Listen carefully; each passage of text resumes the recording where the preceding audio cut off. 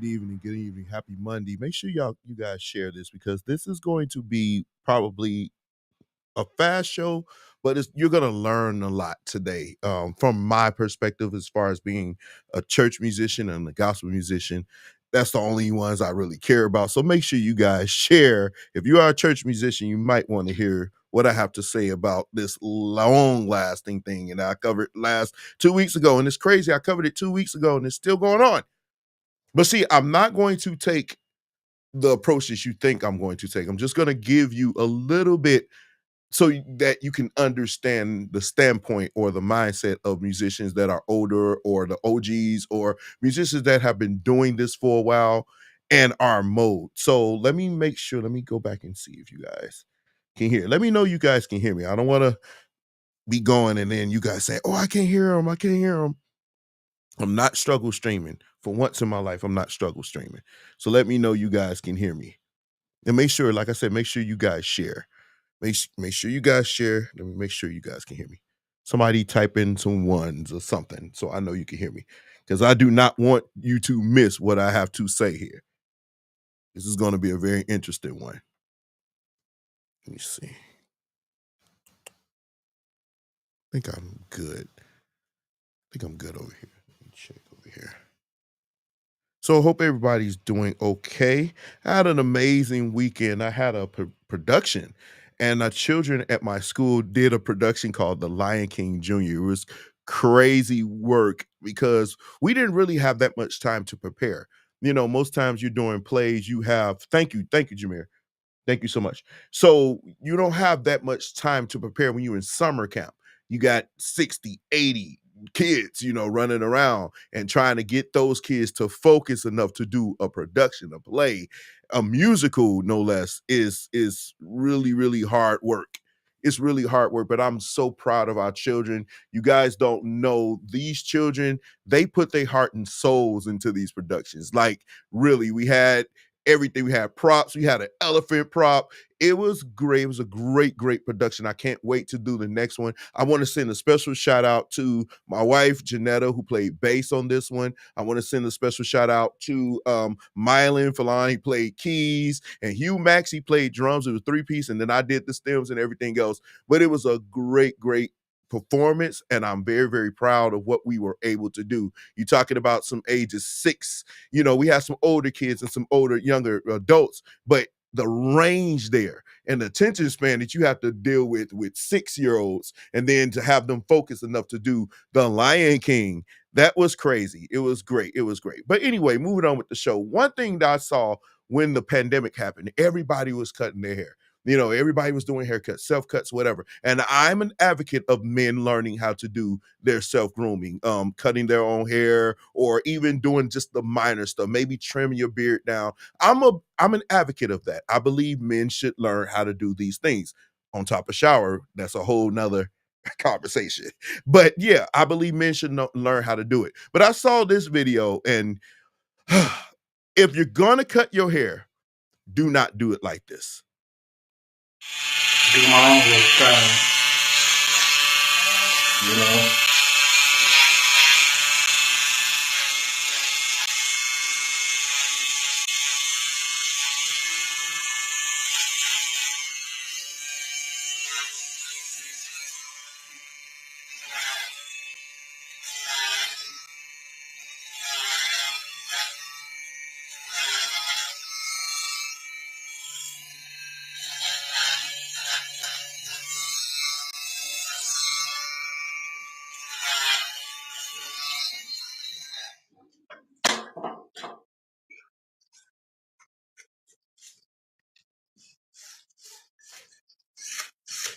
That beard look like that beard.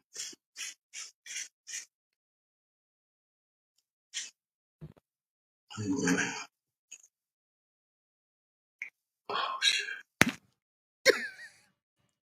Every time I see this video, this cracks me up. He like, oh, wait a minute. And his hairline was like all up. Look, I understand. Look, when you're cutting your own hair, you don't get to see every angle. You're going to miss some things because you're not seeing every angle that a barber would probably see when he's cutting your hair. Like when I cut my wife's hair, I'm always able to see thing so that I can get that blend right or whatever, however she likes it. But for me, cutting my own hair, it's a little difficult to see everything. But that edge up, man, look, I'd rather you just do the fade and leave it than to have it as crooked as his was. That was off the chain. But anyway, another thing that happened over the weekend, I don't know if you guys know, but I have been saying over the longest time, I'm a fan of the show BMF, Black Mafia Family Comes on Stars.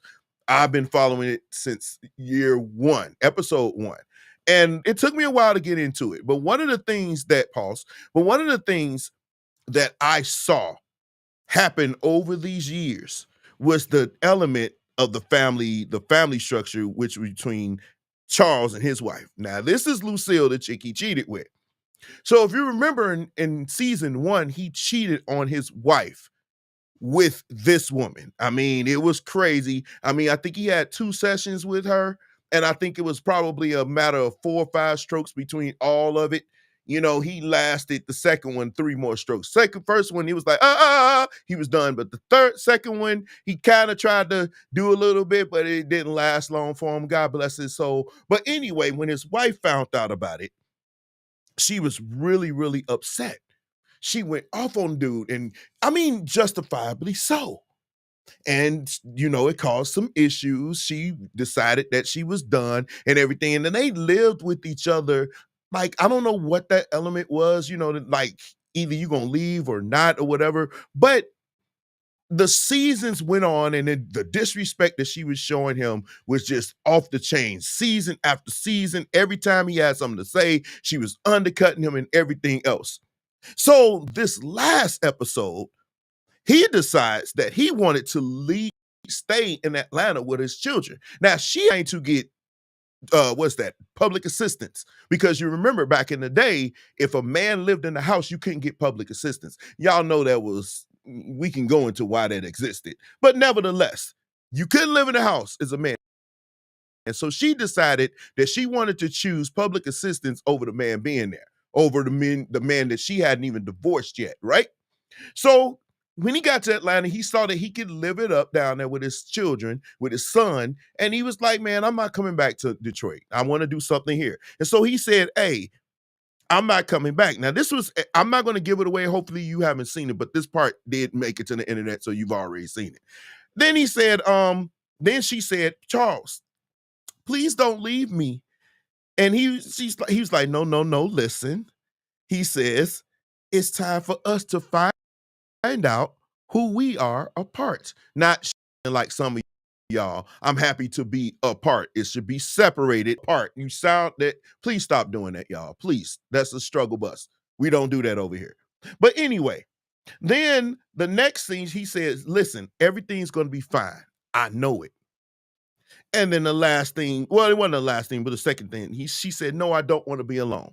And he said a couple of things to her, you know, you will be okay. You'll be okay. And then she said, I wish you happiness or whatever. And then she left. And in the very end, she was sad because her child, the Nikki, left. So she was in his house alone. Probably should buy a dog, and die alone. But nevertheless, she was in the house by herself. So it started a discussion.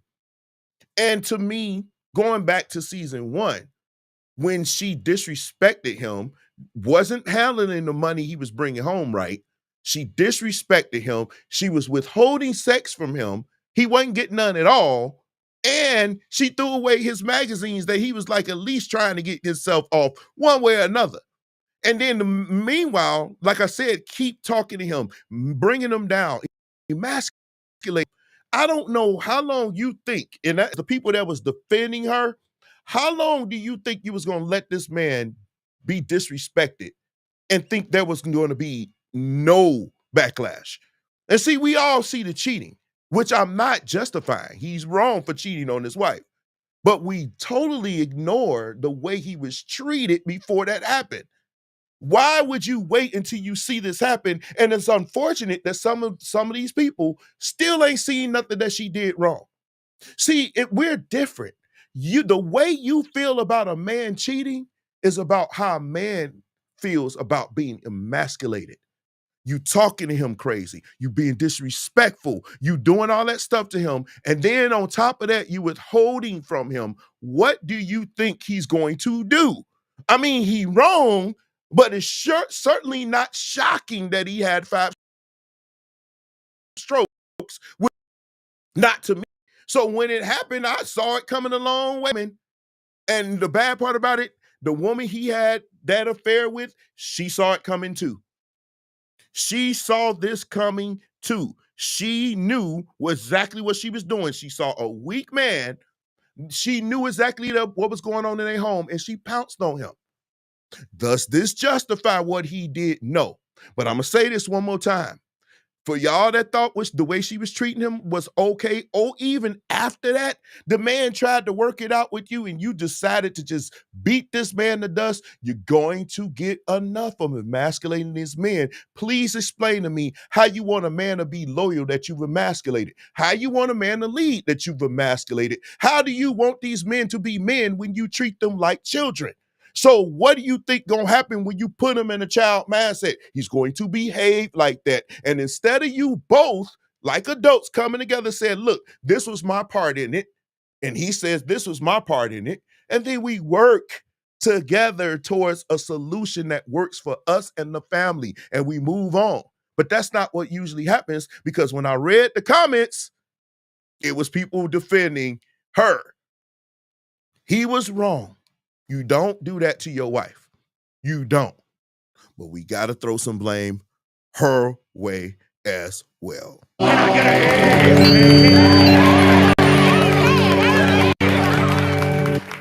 right, Preacher's Going Wild. It's getting old, y'all. Preacher's Going Wild. We up there. We 133. It's clearly above Abraham's age. Well, was it? Yeah, he was over 100 when he had his first child. But Abraham was getting it in at 100. We ain't going to even talk about that. That's for the Bible scholars. But anyway, now that we are in the church, the futuristic church, the church of 21st century, nobody's really having drums out in the open. Most drums are either behind a shield, which really is not doing much, but they're usually trying to throw that little thing on the top to try to enclose it. Because to me being a studio musician and me having done few studio sessions, I do prefer the sound of a more controlled drum set. I'm not really a fan of the over ambient drums. You know, I don't like that. I kind of like a more tighter focus sound. So anyway, I'm doing the Trump, accordion. But anyway, I saw this video. This video was sent to me, and I thought that this was the craziest thing. I've never seen anything like this, but it may happen sooner or later. Has this ever happened to you?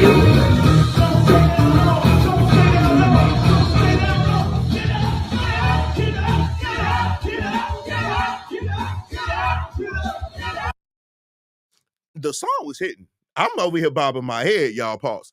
I'm over here definitely bobbing my head, but I really think now. Please tell me, what can you do to prevent that? Like a lot of these drums, I think, what kind of is that? A Clear Sonics?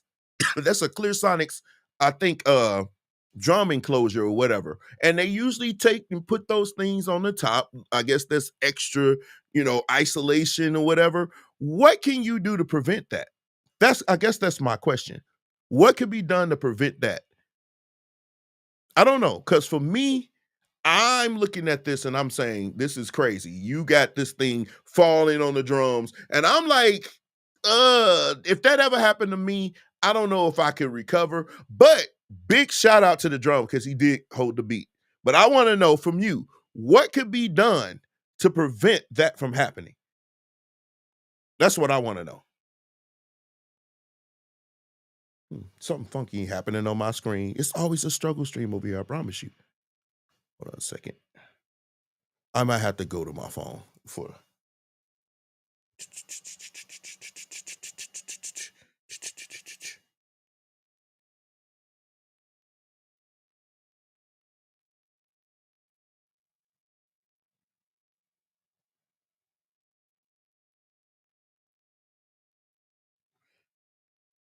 Oh, somebody said it should not be happening if it's set up right. Yeah, that's what I'm saying. It should not be happening if it's set up right. But is there a certain way that you can kind of glue that and make sure that it does not fall? I mean, That's what I'm looking at. I don't want anybody to get hurt, and I just think if that continues to happen, somebody's going to get hurt, and I don't want that for a drummer. But I thought that was very interesting. Now, y'all, if you're on Instagram, you definitely need to follow this guy called House of Pause. Every day, this dude sends me, well, every other day, he sends me something, and it's just crazy. This time, he sent me something, and it made preachers gone wild.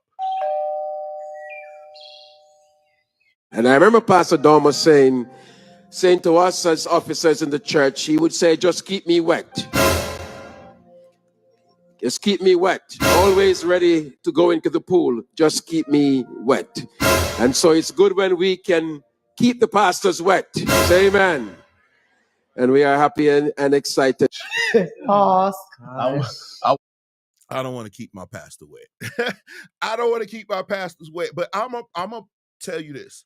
The very next time I'm in church, no matter where I'm at, whether I play, where I play, or somewhere else, I'm going to count the number of pausable moments that happens in that message, or probably during the whole service. I'm going to literally keep count. And I know y'all saying, man, that's just stupid. No, I want to see, because I want to see how many pausable moments that happen on the Sunday morning. It's going to definitely keep my attention. Definitely. So I'm going to count that. Y'all can just bear with me, but I definitely want to see that. But one of the things that happens in church that I'm not a fan of, like if I get prophesied to and you speak into my life, I don't want you to have me do or anybody else do anything for this prophecy. I want that prophecy to really, if it comes from God, I shouldn't have to do anything. But check this out. The Lord says your child won't get a miracle unless everybody at new birth dance like they lost their mind. Hold on. And when all of y'all dance, his child get a miracle. 1, 2, 3, shout!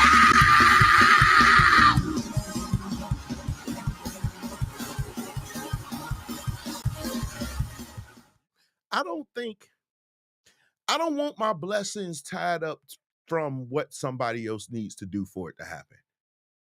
I don't want my blessings to be tied close. If I'm having a blessing, I want my blessing to be authentic and from God to me alone.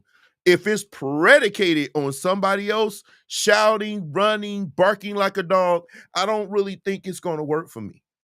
Now, y'all can, in the comment section, you can say if it's too much, if you believe that that's the way it should work. I personally don't. I mean, you can't find one scripture in the Bible where this is actually a thing, where somebody prophesied to somebody and said, if they shout or if they do something directly to you will happen. And I'm to be honest, the way these messy people could be, I definitely don't want my blessing or curse tied to some of these people, because y'all can be real messy in church. So some people who don't like you, can you imagine? You said it's not going to work for me. I know that's right. Can you imagine if you were in a church and half the people don't like you? Some people just don't like you. Some people may be jealous of you or whatever. Then it's unfortunate. A lot of times they be like, tell your enemies sitting up in the church with you. So they say, if they shout, you get a blessing. These people don't like you. So if they don't shout, you don't get a blessing. I don't think I want that tied to me.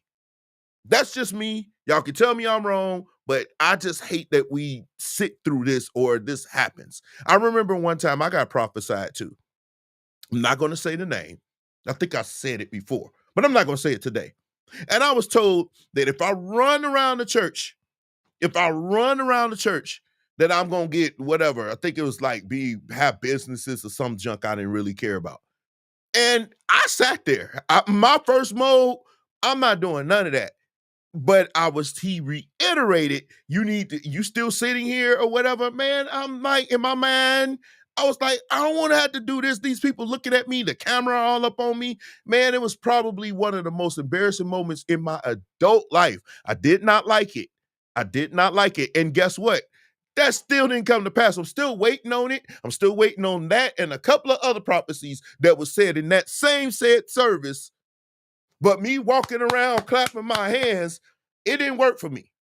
So I'm kind of against that. Y'all can tell me I'm wrong, but enough of that stuff that happens in church, enough of this stuff that we do in church that's not biblical. I'm really not into this stuff. This one.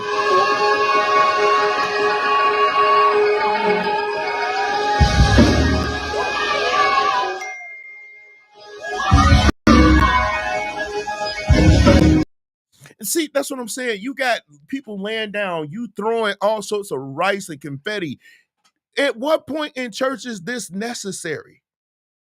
Is this necessary for me to get a blessing, for me to be laid all out? And I'm still struggling with that because some of you be trying to do the Vulcan death grip on my head, pause, to make me fall. It's like, you gonna fall. And I don't want to fall. I want to stand up. Just pray for me and just say what you gonna say. You ain't got to try to do the iron claw on my head and try to make me fall to the ground so you can throw rice on me. At what point is this enough? At what point? Just answer that for me. At what point is this enough? Where we don't have to go to church and get thrice thrown on us, knocked out, run through the halls. And then, see, another thing you got to think about it. Somebody in one of these churches told this dude, you need to go outside and run around the church for you to get this blessing. It's just that serious. But we're in Chicago. That run might end up with you not returning in Chicago right now. So I don't know if he was to say that to me, oh, you need to run. You need to make your run around this block for you to get your blessing. I'm not sure if I would have made that run. I'm like, this Chicago. I don't know if I want to do that. That might end up really, really bad. Like, nah. We ain't doing that. That's just me. But now, I want you guys to check this video out, and we're going to talk about it on the other side. Success. Come on, if you believe it, throw your head back and shout glory. Wow. I thought we was going up. It's going up. Come on, let's give Brother Brandon another hand tonight. Now, why do you think that happened? He said, come on, that glory. 2 reasons why that happened, in my opinion. Number one, they weren't ready for what was going to happen. That's probably number 1, 2, 3, 4, and 5. But then you got to get to number 6. Could it possibly be that they didn't know what key he was in? You know, my brothers that have and my sisters that have perfect pitch, they can immediately go there and be there. But they looking like, what do you want us to do? You know, somebody's our glory. If you don't have perfect pitch, you could be in trouble in these kind of moments. You could be in trouble. I'm going to play it one more time. Check it out. Success. Come on, if you believe it, throw your head back and shout glory. Wow. I thought we was going up. It's going up. Come on, let's give Brother Brandon another hand tonight. Now, Dorian says it's the MD. Are you saying it's the MD's fault that happened? Because if that's true, then yeah, the MD or whoever has to call it out. But if the MD does not have perfect pitch, is it really on him? Somebody who has perfect pitch, and he'd be like, hey, he in F, let's go. But like something like that. But that doesn't have to be the MD. I'm thinking the MD, even though the MD can do that, but I don't think that should be on him. Whoever has perfect pitch in your band, that's the person that does it, in my opinion. That's just my opinion. I could be wrong, but I'm thinking that's it. But here's my question. If a person doesn't have perfect pitch in a church setting, I'm only dealing with church musicians and gospel musicians tonight. You can keep the R&B stuff. That's not what I do. R&B, you can have that live or whatever. I'm talking about church musicians because that's who I usually, am around. That's who I mostly influence. So the MD could have been playing music and maybe he would have went up in that same key. That's actually a great point. Like if he was already playing notes and that, yeah, because it was kind of a dead space there. I get what you're saying. And one of the things where I play, he does not like dead spaces. He feels like it should be something there. I agree. I believe something should be playing in that moment. So I agree with you in that, Ernest. Thank you for the comment. But me, I'm asking the question, do you think it's necessary? So if a musician doesn't have perfect pitch, does it diminish him as a musician? Does it diminish him as a musician? Does it make it look like he's not good because he doesn't have perfect pitch? My money's on no. I think a lot of us are not born with that. We're not born. I don't have perfect pitch. I have relative pitch. Like I can kind of hear it and be roundabout, and sometimes I'm hitting it, sometimes I'm not, or maybe a half step or something off.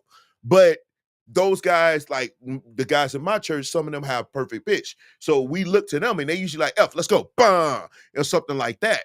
And even though I'm the MD, when Razor's on keys at our church, the way it's set up, the keys, they have the mic, they call out the stuff.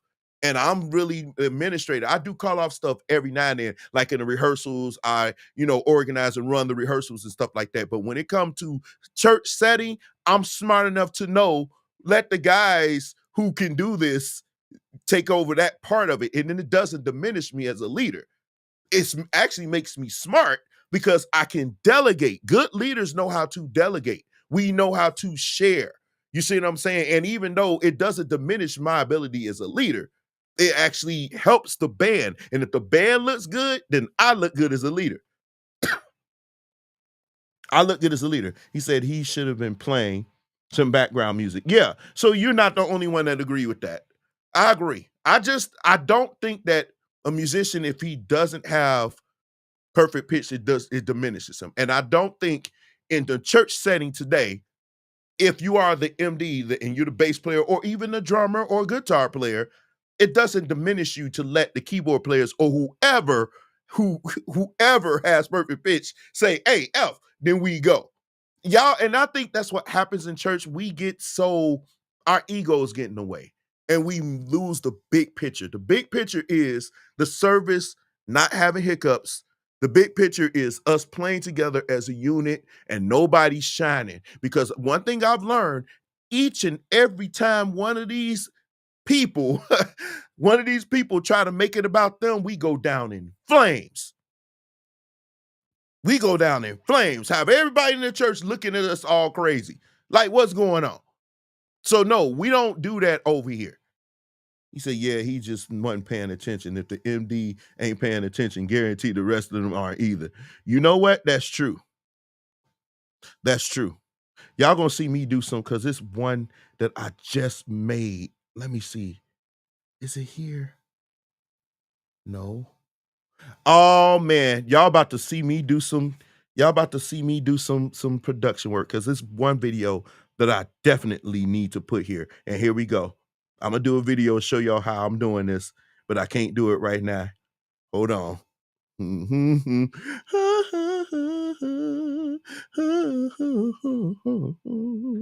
Oh, y'all gonna hear me sing my stupid song, but I gotta show this video because it definitely goes into line. This was just sent to me before the show, and I am going to play this video. I'm gonna play this video. I don't care what y'all say. Where it's at? It's right here. I'm gonna play this video right. Hopefully, hey, we about to see if this works. Hold on. Y'all just saw me do some production work. And it's only because it was sent last minute. Steve, I love you. I don't necessarily blame the musicians, but training your ear may be helpful in these moments. Okay. Man, I got a clip for you that needs to be talked about. Send it to me, Ernest. Let's go. Let's go. Okay, here we go. Amen. We're going to start right now. But Hood, we're going to start right now. We're going to start right now, Hood, because the pastor said stop.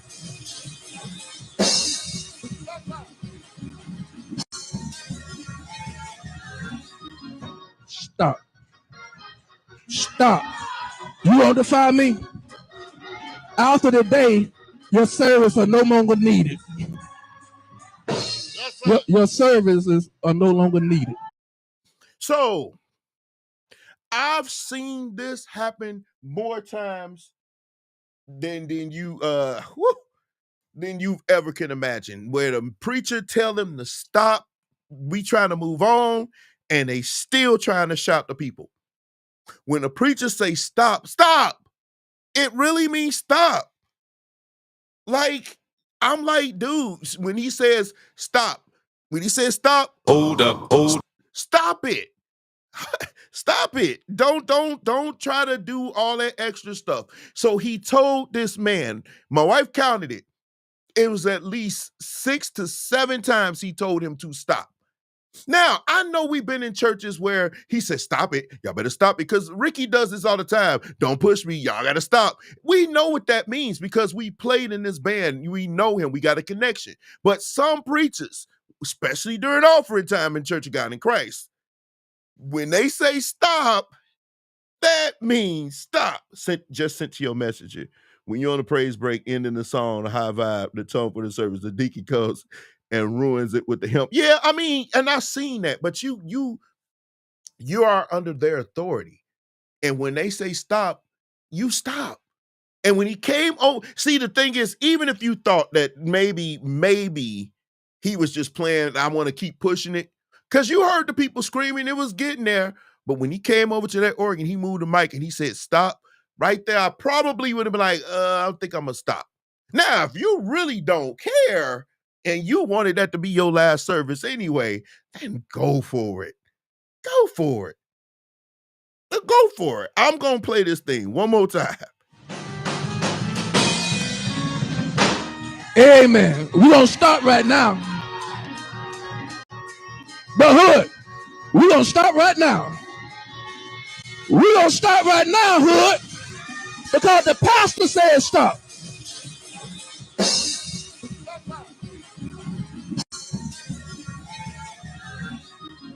Stop. You stop right Stop. You won't defy me? After the day, your service are no longer needed. It was at this moment that he knew. He f***ed up. Your services are no longer needed. So, Ernest, so Gabe, was that, because I saw his post, that was about something that happened at y'all church. I saw that post, but I didn't know what was going on. But even in that moment, man, look, let me tell y'all something. Take it from me. Y'all say I'm trying to drop some nuggets to y'all. That's great. And I want you to hear this. When he came over to that organ and he moved that mic away and he said, stop, you probably should, all right, y'all, hit on one. Bam. That's what you do. Oh, that's wild. Definitely hit my inbox after this is over. But yeah, so I'm stopping. I'm stopping. And I think sometimes as musicians, we get so caught, this is another moment. Not this moment, but it's another moment for us to learn. You can't make it about you. And even if you feel like the quote unquote spirit is moving, that's not your call. That's his call. He's the pastor. He's the one that's paying your check. When that man say stop, you stop. Now, if you really want to stand on business and say, hey, I'm doing the Lord's work, then you have to be prepared for the consequences that may happen by directly defying him. If he tells you to stop playing, then okay, good. Then you stop. It's just that simple. It's just that simple. All right. Now, moving on. I'm about to get to the cream of the cream. I know y'all waiting. I want you guys to check out this. I don't know if this is real or not, but as a bass player, this made me cringe. But I follow this guy on Instagram. I don't know I got to go back and look at his name, but I do watch a lot of his videos. And it's I need to get with him on how he does his mix. He has a very, very good sound on this mix. I really believe that. But I want you guys to check out this video. Tell me what you think. Jumping 2. Stop. 3, 6, 2. Right. 3, 6, 2. Don't cheat your way out of it. Do it. 3, 6, 2. 3, 6, 2. 3, 6, 2. Find it. 3, 6, 2. Find the note, Sam. 3, 6, 2. 3, 6, 2. Nope. 3, 6, 2. 3, 6, 2. Find it. We in B flat. 3, 6, 2. That's the 2. 3, 6, 2. That's 5, 6, 5, 4. 3, 6, 2. You hear me? Oh, why 362. Yes. Okay. So here's my thought. Seeing that he didn't have his headphones on, that would have been, I hate that. You come to rehearsal, come prepared. Come prepared. You know we on ears. But two things here. Two questions for you. Should he have been able to follow the vibe as a bass player? Should he have been able to feel where that was going? Pause.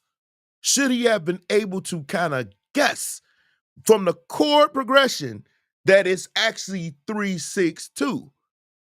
Should he have been able to understand that? That's my question.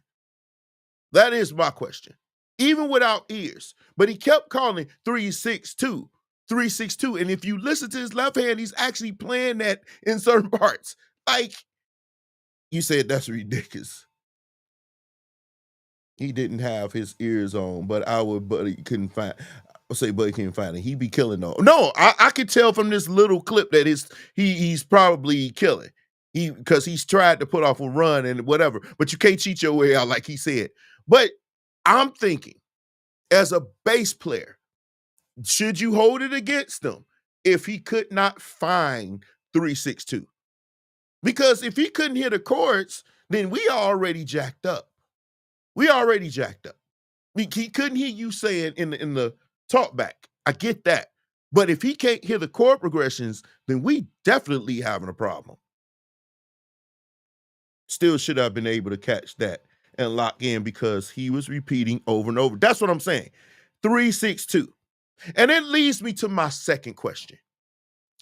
In today's church and gospel music, if a bass player does not know numbers, the number system, if the bass player doesn't know that, does that diminish him, his worth as a gospel bass player or a church bass player?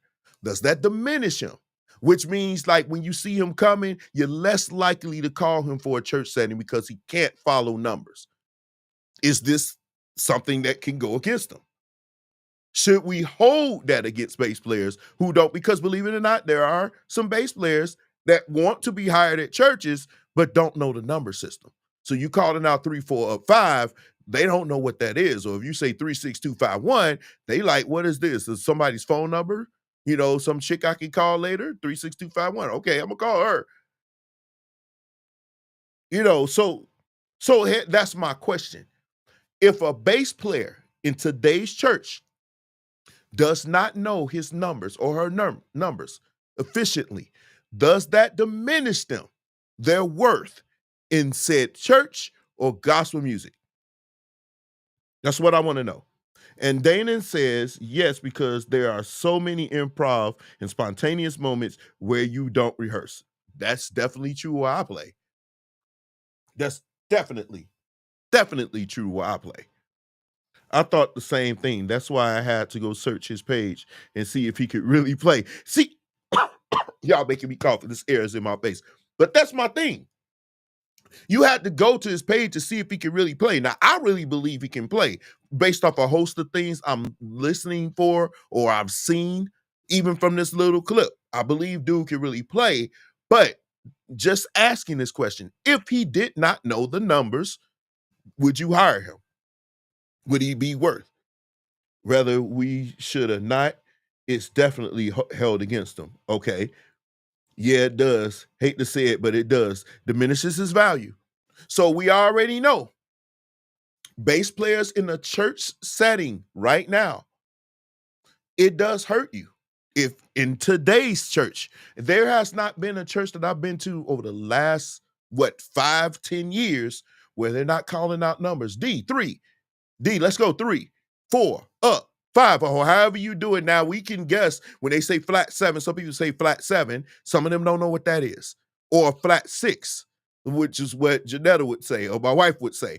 She would say flat 6. We say minor 6, some of us. And then some the thing that be taking us through the loop is when we doing like a minor church thing, and then we switch and go to church, the church one, and then they say, oh, the 6 is the one now. That kind of confuses us, as it should, because theoretically it's not correct. But that's church jargon. That's the way we do. If a bass player doesn't know that, then today's church, I don't think it holds worth. The same way, and here we go. The same way, if you are in church, a lot of us don't come from churches that use the number system. Just if they're willing to learn, if you help and they don't even try to apply it, then hold it against them. And I can agree with that.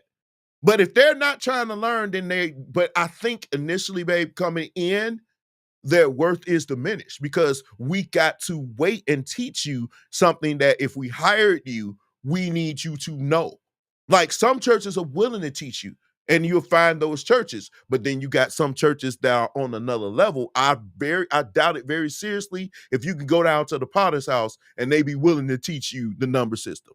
I doubt it very seriously. You go up to Bishop Noel Jones Church and they say, "Oh, I don't know the number system." You dang near need to be incredible monster before they can even say that. I mean, in certain churches, it does diminish your worth, and they're going to look at that. They take that into consideration. Is it right? Is the question. We can debate that, but does it happen? Yes, it does happen. They calling lottery numbers the prophetic. We're not doing that today. We're not doing it. And there was something else that post that I saw. It was another post. Bruh, stop exposing me. It's just theory. As a classically trained musician, I agree with you. I'm not, but I'm great. I've listened. We have our moments. We have our the shared moments that I have when I be calling out the numbers and she be trying to find them. She's good at that. But it was foreign. It's foreign to all of us when we first learned. It really is. But check this out, y'all. I want you guys to look at this video. And we're going to discuss this real quick. And I thank you again for joining me because, yeah, we definitely need to cover this tonight. Check this out. Musicians, listen, hate to break this to y'all, but there is no such thing as playing by ear. I know that's what you think you're doing. I know that's what they told you that you're doing, but it's not. And I know y'all gonna send me these videos of Matthew Whitaker playing and all this stuff. And he's a phenomenal keyboard player, really dope cat. He is not playing by ear. And then y'all get in the comments and be like, yeah, I play by ear. If I can hear it, I can play it. That's what y'all told me. And I'm like, if you can hear it and you can play it, then get on another instrument that you don't play and play the same thing. Go transcribe Corey Henry's solo on Lingus on violin since you play by ear. If you play by ear, why do you transpose? If the song was in A, why are you playing it in A flat? You heard it in A.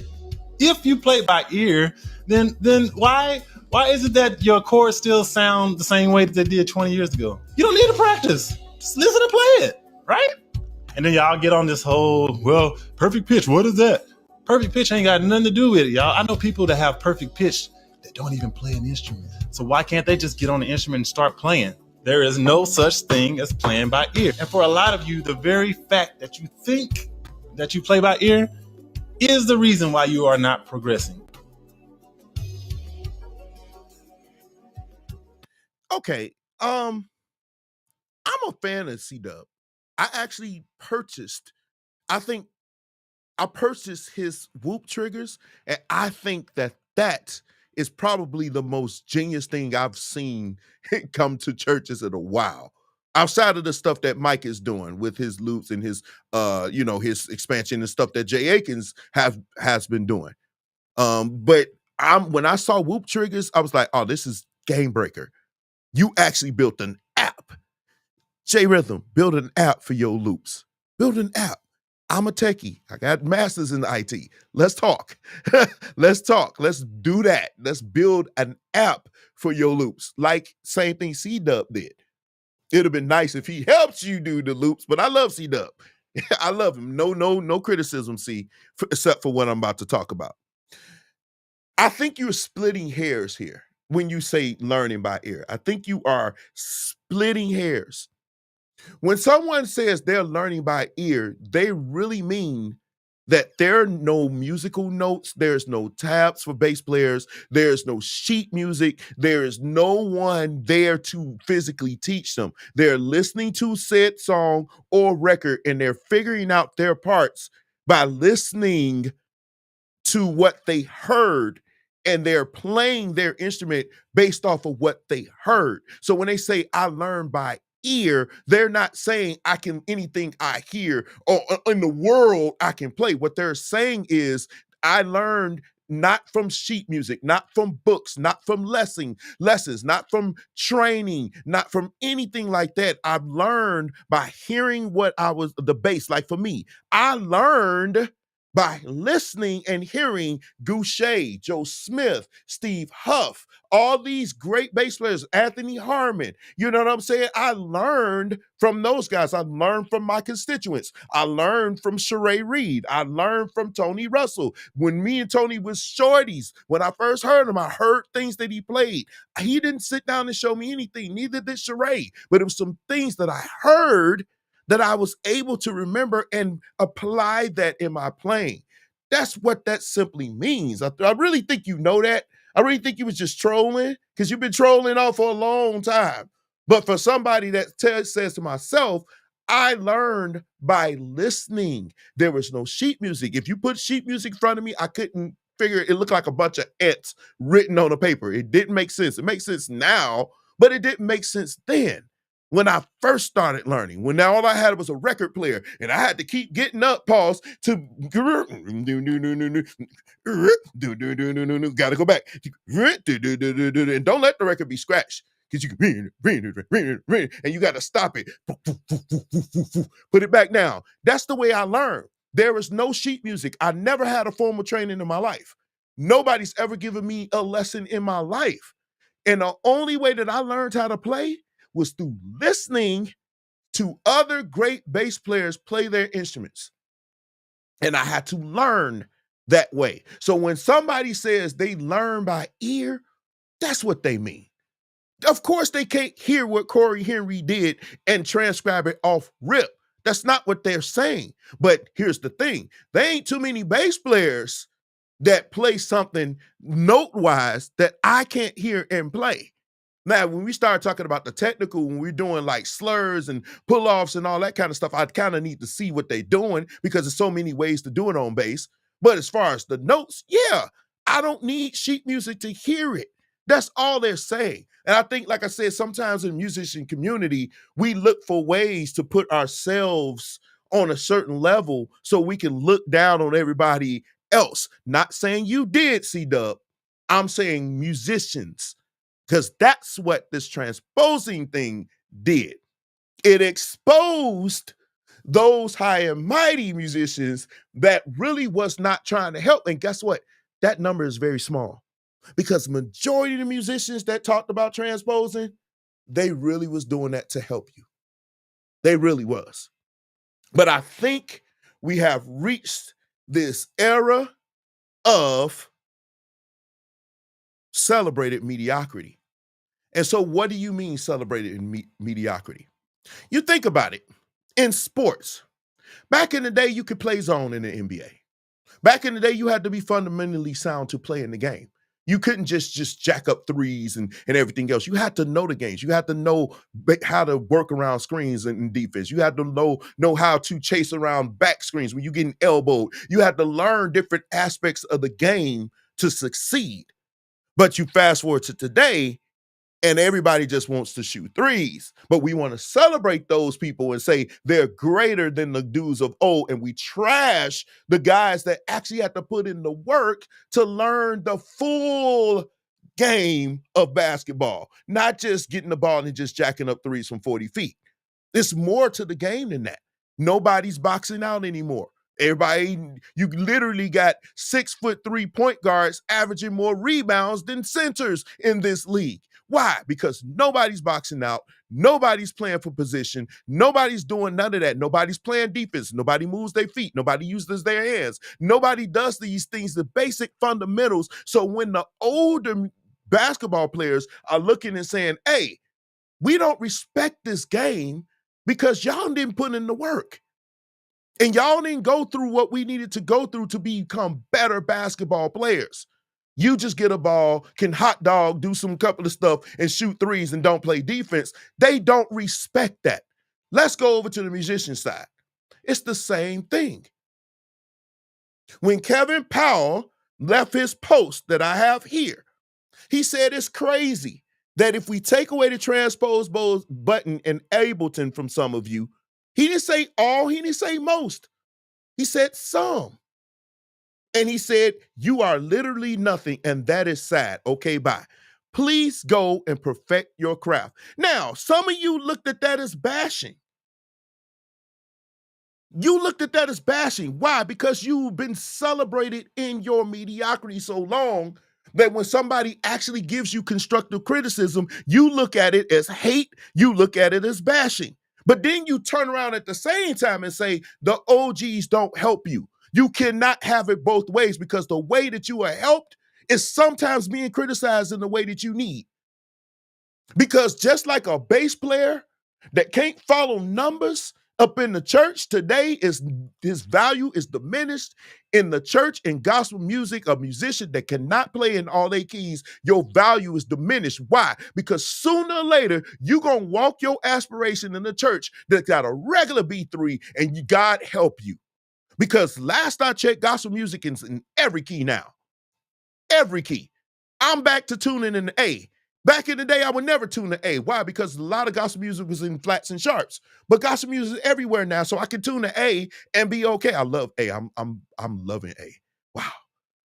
Whew. At least on my Ashe bass. This bass right here, my custom. I love Ashe on that one. But when people are giving you criticism, sometimes it hurts. Sometimes it breaks your ego. But we live in an era where everybody wants to be popular. Everybody wants followers. Everybody wants people to say, come look at me. But when we come look at you, you can't look and say, you cheating. And it's celebrated. Now, I think this was genius. But there are now t-shirts that you can buy that says Transpose King. This is a t-shirt. I still think this is genius. Kudos to whoever designed this shirt and make it happen. I think it's genius, especially now. But this is not about you transposing. I'm not here because I would use a transposer on my studio project. I don't care. Just get the job done. I don't care how you did it. I can post a video right now. I might send it to some of you. It's on YouTube, where there's a piano solo and the piano is going bananas. If you ask me, send me a DM. I'm going to send it to you.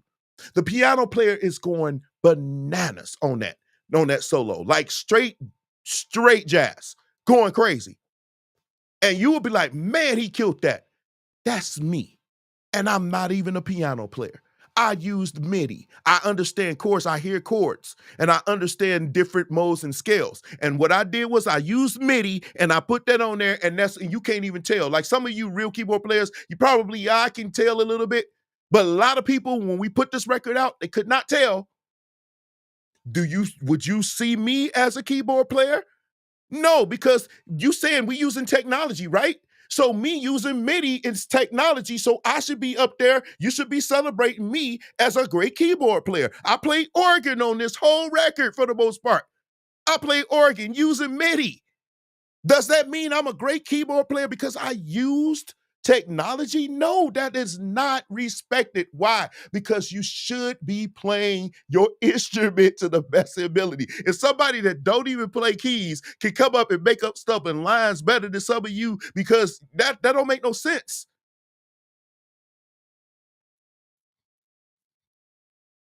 And that's my problem. Like, everything you saying is bashing. Criticism is never bashing, y'all. It's not bashing. And the bad logic. And the one thing I'll need us as Black people to do, we are probably, no offense, I'm a Black person. Obviously, you can see I'm probably on the darker end of the scale. But, my chocolate is loved, thank God. But we need to work on our critical thinking skills. And part of that is being able to stay on focus on what's being said instead of attacking either the individual or deflecting or anything else. Stay on point. If they talking about transposing or a bass that can't follow numbers, don't bring up, but what about this?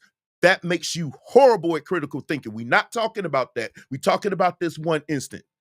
So somebody posted this on my friend's Gabe page, and I don't know this person enough to talk about them personally. But she said, y'all talking about keyboard player transposing, can't stay in the pocket, can't play with the click. I know a drummer better stay out of this conversation. Y'all on thin ice with me anyway. What does that have to do with transposing? Those are totally different things. If you can juxtapose them, then they are different. They are different. So you can't say, but what about this? No, people, stay on task. I saw this during the whole transpose thing, but what about this? And y'all doing this. And another thing that we do that I understand, we play music. People play music for different reasons. Some people play because they love to play it. Some people play it because they want to make money. Some people play it because they have nothing else to do with their free time. All of these things are okay. We cannot always make everything about what we think it should be. Because you feel it, I saw a few people saying it, because you feel like it should make money doesn't mean that the next person is doing it to make money. Some of us just love to play. Some of us just want to do it. Just because it's not making money it may not make sense to you. Let me stop. Making money is always good. That's not what I'm saying. And I'm not excoriating you for bringing money. I'm saying stay to task. Everybody doesn't care about money like that. Some of us got other things going on, so we play music because we want to. And we've gotten better at our crowd because we really love to play. We really enjoy playing. We enjoy performing. That you can do that without money. It's quite a few musicians out here that performed and didn't make money. Charlie Parker never made money. It's quite a few notable musicians out here that didn't make money. So I don't want us to always think money is the answer to everything. And even though making money is great and it looks good, but it shouldn't be the end all be all. The love of money is the root of all evil. And if you're only doing this for money, then you already jacked up. I don't do it for the money. I do it for the art. I love playing gospel music. I love playing gospel music. I played for an artist and never really made any money because I enjoyed doing it. I just love doing it. And it may be inconceivable to some of you, and some places probably disgusting to you. But at the end of the day, this is my life. I live this life. And I will take any criticism from you personally, but I've been seeing too many people on here bashing broke, quote unquote, broke musicians, whatever. And I don't think that that's what it should be about. I think we should stay on point with the conversation.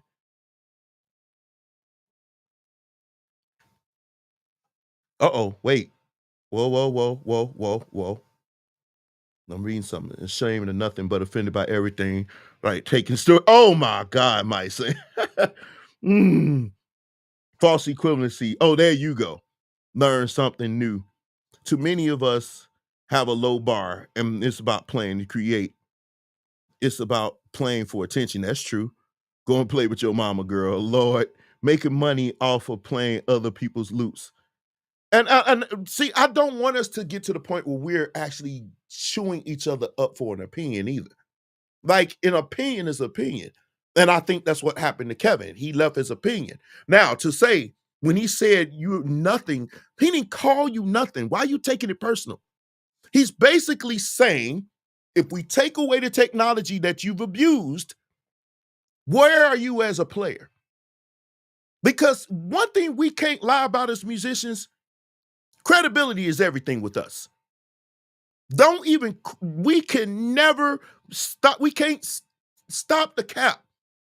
You all know when y'all go to these conventions, y'all have convention talks like groupies. You know credibility is everything with us. Well, it may be not everything, but it does mean something. So why y'all capping and saying, oh, it don't matter if they transpose or not, you know good and dang on well it does. Stop the cap. You lying to people. You don't celebrate mediocrity. Doesn't mean that they mediocre, that they transpose. You got to ask yourself, if you are in church and they say go to A and you can only play in C sharp, that's a problem, especially if you're on a B3. And one thing that I'm seeing is, oh, well, technology, the keyboard was made for that. Let me kill that right now. To me, this whole thing is a cheat code. I'm a gamer. I got a PlayStation 5, PlayStation 4. I had a Sega Genesis, Atari. I go back. I'm showing my age, but I gotta go back. I've had Nintendo. I've had all this stuff, right? Back when I was coming up, it was this game called Contra, right? And this game was about two dudes running up, shooting up everybody, shooting robots, shooting everything. And in the very end, you shoot up everything and it's over. Like basic run and gun shooting game. But it was one of the hardest games Nintendo ever put out. This game was super hard. Gamers like myself, we struggled to beat it. Real gamers. I was a real gamer. I'm not so much anymore, but back then I was a real gamer. I bought video games. I got a long collection. I still play games. I still love video games. To me, I like sports. So I buy sports games or something like that. I'm about to play a young gentleman in college football sometime this week. Probably get blew out until I learn the game. Nevertheless, the game was very difficult, right? So did y'all know it was a code in there? And we joke about this code. Us older musicians, we know about this code, right? It is up, up, down, down, left, right, B-A-B-A, select, start. I've never forgotten this code. And it still works to this day. Up, up, down, down, left, right, B-A-B-A, select, start. That was the code. That was the cheat code. And you could beat Contra really, really good with this code. It was a code that was used to beat Contra, right? Here's the problem with that. Real gamers, they didn't respect us when we used cheat codes. Yeah, you was happy you beat the game. You was happy to see the end, the credits roll up and everything. But real gamers, they didn't respect you. They looked at you, they knows like, nah, you ain't no real gamer. You can't be accepted over here because you used a cheat code.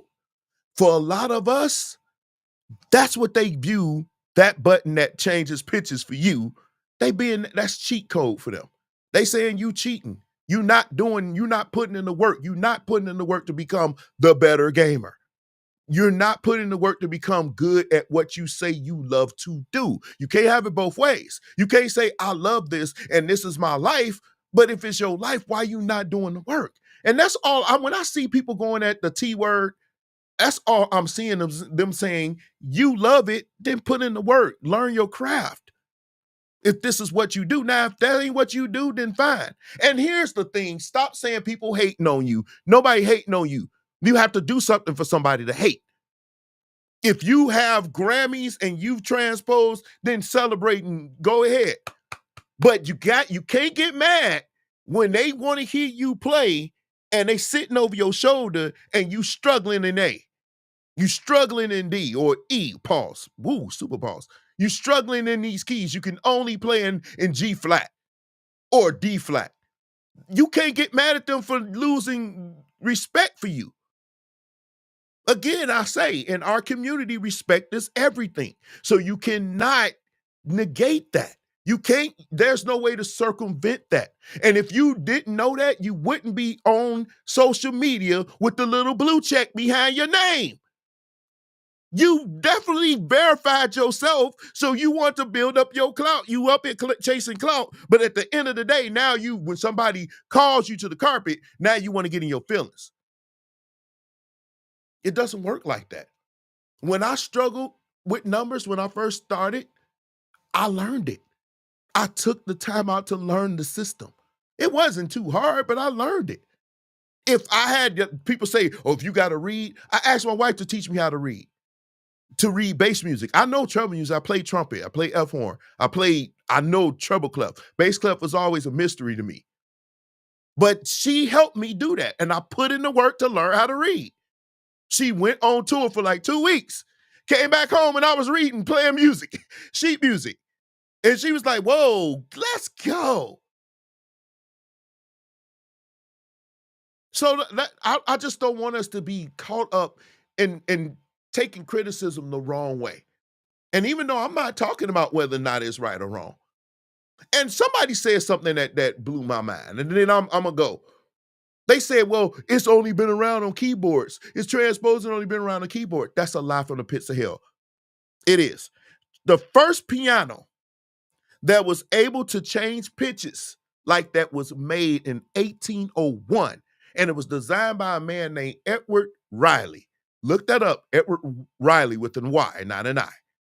He was the first person to build a piano that was able to change pitches like half steps. The first transpose. And then in 1940, the Vezas brothers, they created the upright that is able to transpose pitches. This piano right here in 1940 was able to transpose. So you can stop with the foolishness that is started with keyboards or whatever in the late 80s and 90s. That is BS. And here's my thing. Even though these things existed, the standard for church musicians was to learn how to play in all your keys. That was the standard. And whether you was a great musician or not a great musician, when I was coming up, that was the standard. And if you didn't, they ridiculed you. And guess what? You was put on blast in some of these concerts. And you learned the hard way that you got to put in the work for people to respect you. Something happened over time. And now we are asked to accept lower than the standard that was set from the generation that is supposed to excel above us. That is my issue. I'm always, y'all watch my live, I'm always pump. I always say, pause, no pumping. I always say, I'm proud of you. You guys are doing it. I'm always encouraging you and everything else. But I'm never, ever, when I know you can do better, I'm never going to celebrate you at your C. I don't celebrate C's. I celebrate A's and B's.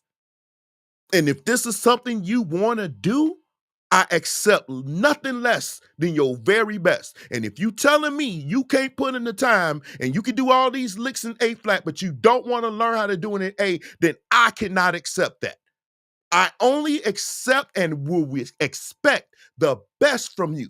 Because if your generation is better than us, as you claim many of you do, then I'm not going to knock you if you are. I expect that because you are the 2.0. You should be better than the original model.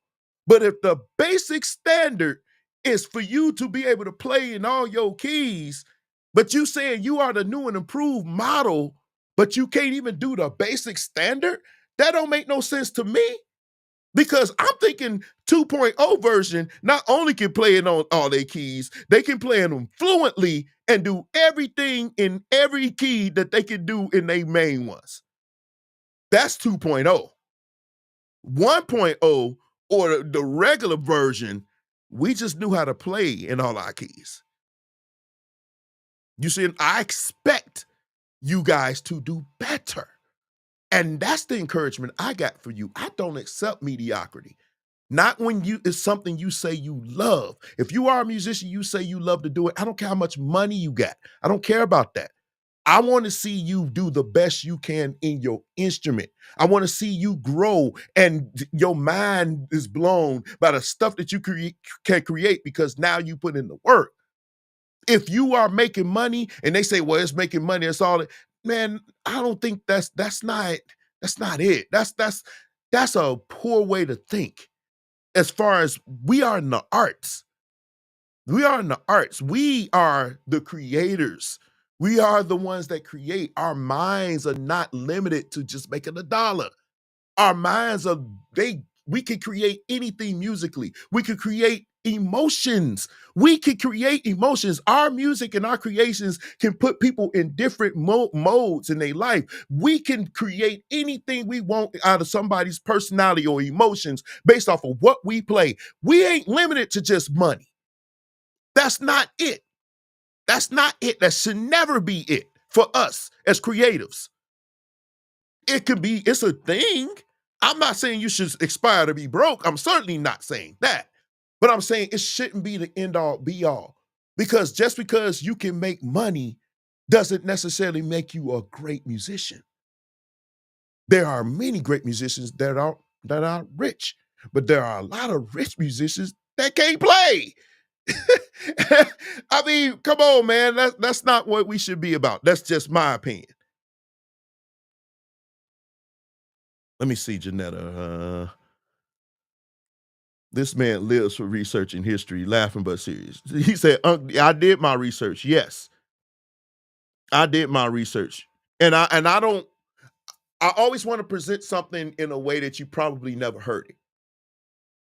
And all I'm saying is if these instruments were available, and then trust me, they had keyboards. I think the RX, what is that? The DX7, the Yamaha keyboard that everybody had in the church back in the days, like in the 90s, nobody still was transposing. Not when I was coming up. They weren't transposing those keyboards. The only people that I know that was transposing were people that was not keyboard players. They was just trying to get songs, maybe doing demos and presenting it to us. That happens. But the real piano players, they knew how to play in all their keys. And playing with the artists that I had to play with coming up, you had to. Because there was no way you can play them songs the way they jumped around. You ain't got time. You ain't got time for that. You don't. And so I don't look at what Kevin did and said, I don't look at that as bashing. I know Kevin, and I think he has a great heart. And I think what he really meant was to encourage people to just take the time. Nobody's expecting you to be the world-beating keyboard player right away. Nobody becomes great overnight anyway. But do the work. Take the time. Pull out your keyboard. My cousin Jason used to transpose. Listen to this. Transpose from the keys that he already knew how to play in to keys that he wasn't familiar with so that he can become better. He played a whole service in those keys. He would do it all the time until he was fluent in those keys. Do that. Especially if you playing at a church where they gonna clap their hands and anything. Now, you probably couldn't do that while I play because, you get lit up.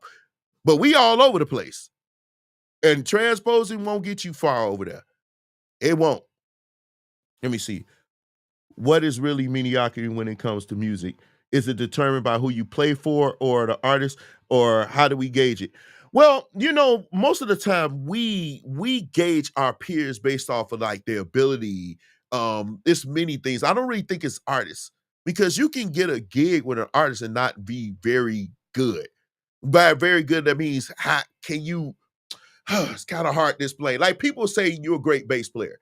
Why do they say you're a great bass player? Because you got chops, maybe, but you got the tone, you got the approach, you understand the music, you understand modes, you can change up the music, you could create on the spot, you can do all that. Nobody can't say Corey Henry is not a great piano player. Why? Because he can create. His mind is just on another level. He can play any chord. He can create chords. His chords, the way he thinks, he can make those chords come together, and you be like, dang, I never even thought of that. These people are mind-blowing. They're innovative. Those things that make these guys great. I don't think an artist or how much money they makes a person great. Like, we think about artists.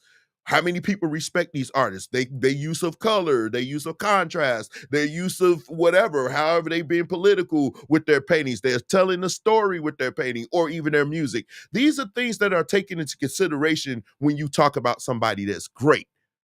You look at them, you can tell they're great. You can hear the greatness. You hear the experience even in their playing. You hear their approach is even on a whole nother level. Like, they are literally mind-blowing every time you hear them play. These are the greats. And some of us, we never really gauge that because we probably never sat around greatness or whatever. Some of us, we say people are great because they got 100,000 followers. That's part of the social media era.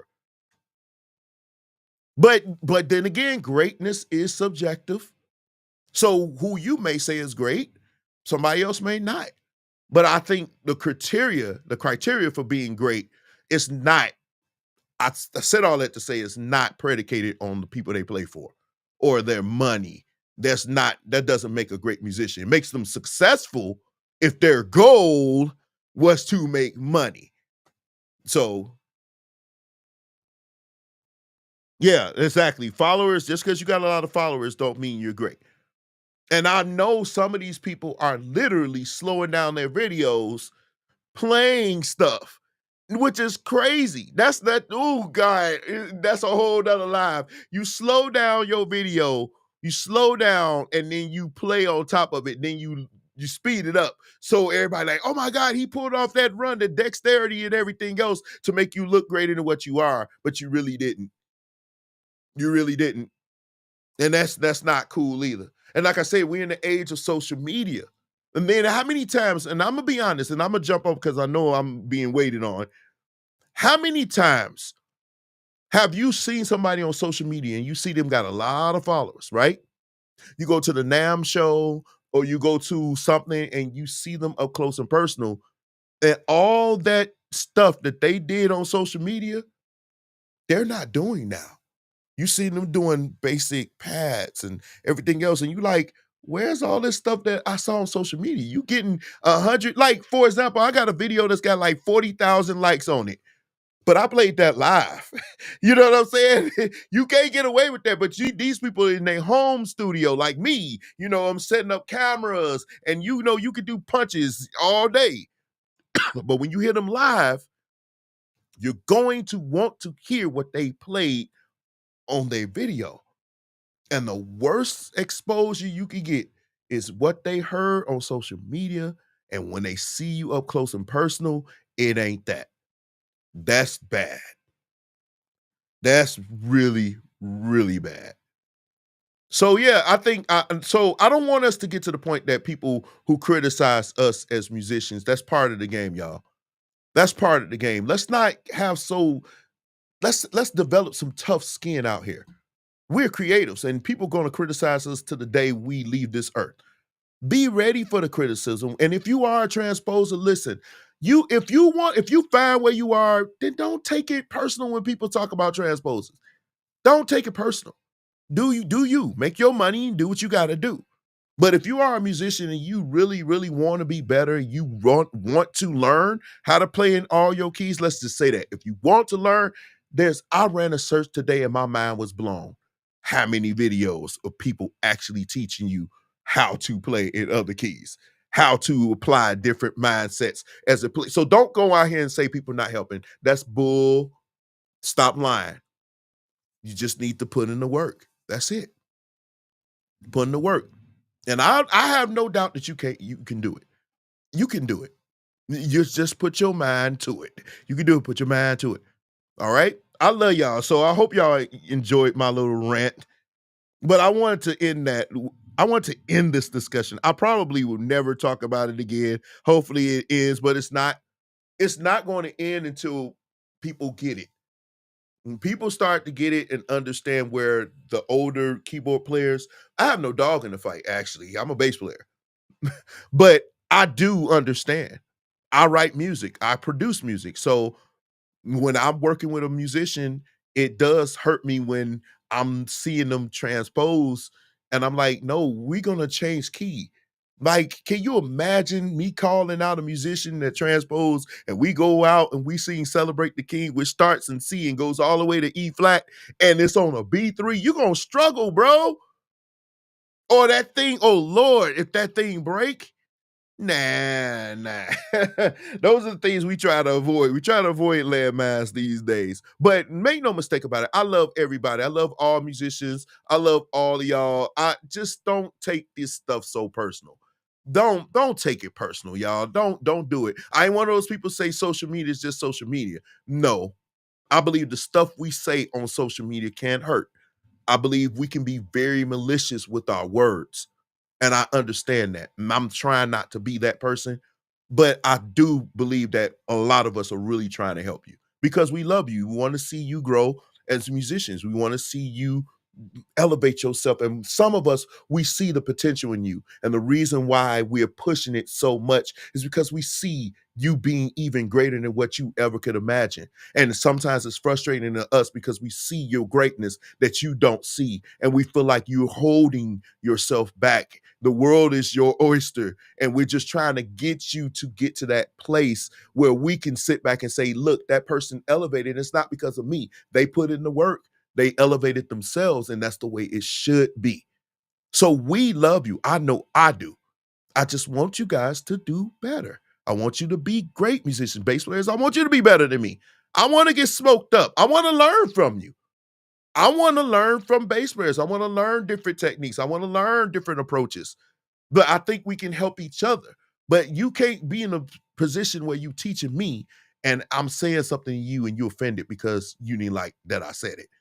But I'm really trying to help you. Look at the person's intent and not what they said all the time. Okay? Love you. I'm jumping off of here. You have a good one.